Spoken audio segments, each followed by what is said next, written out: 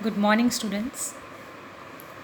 Today, let us begin with this video session of Lesson 6 Jawaharlal Nehru. You all have heard about Jawaharlal Nehru.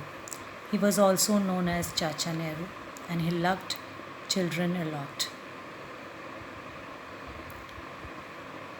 Now, today in this lesson, we are going to read more about the life of Jawaharlal Nehru.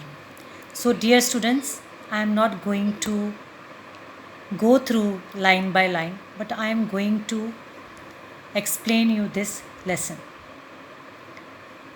Now, Jawaharlal Nehru, he was born on 14 November in Allahabad. His father name was Motilal Nehru and mother name was Swarup Rani. He was one of the successful lawyer and also participated in the struggle of independence for our country. In the beginning of the 16 years of his age, he was taught at home by tutors and then later he went to England and studied at Harrow School, Trinity College, Cambridge. Then after completing this, he went to London for his law study. After completing the law study, he returned back to India in 1912 and then took interest in the independence struggle. In 1916, he got married to Kamla Kaur and a year later, God gifted them a daughter, Indira. She too was like her father and followed her father's footsteps. And one day she also became the Prime Minister of India. Although he was also connected with political situations of his time, what he did was he wholeheartedly joined the freedom movement after the Jallianwala Bagh massacre. In this massacre, large number of people were killed. Then what happened? Coming to the next page.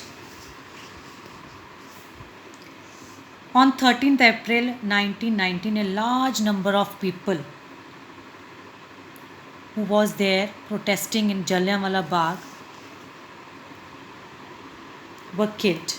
And that time, Brigadier General Dyer was the commander of the British Army. He commanded to fire on the people. He closed all the gates of the place and all the protesters were trapped. They could not escape from there. Then British military fired at them continuously for 10 minutes. And what happened? 379 people were killed and 1200, near about 1200 were injured.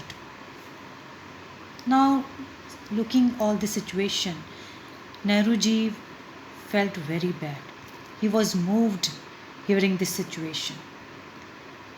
So he decided that he will fight for India's independence. He was important member of Indian Congress Party. He also worked closely with Mahatma Gandhi and was influenced by him. Then taking participation in this civil disobedient movement, several times he was arrested. And when this time he used this to understand Gandhiji's principle of non-cooperation and non-violence. Then later he traveled to other nations also to seek support of other nations for the welfare of our country. And finally, on 15 August 1947, India got freedom. Jawaharlal hosted national flag at Red Fort. His ideas of progress carried India towards great scientific advancement. Under his governance, many important institutions were set up, like IIT, Indian Institution for Technology, All India Institute of Medical Science AIMS, and India's first space program also. He served as Prime Minister of India right from independence 1947 till his death in 1964. All through this time, he kept Indians' culture heritage intact and helped the nation a lot. Today, we should be happy that we are in independent India, in successful and developing nations. Hope you understand this lesson. Thank you.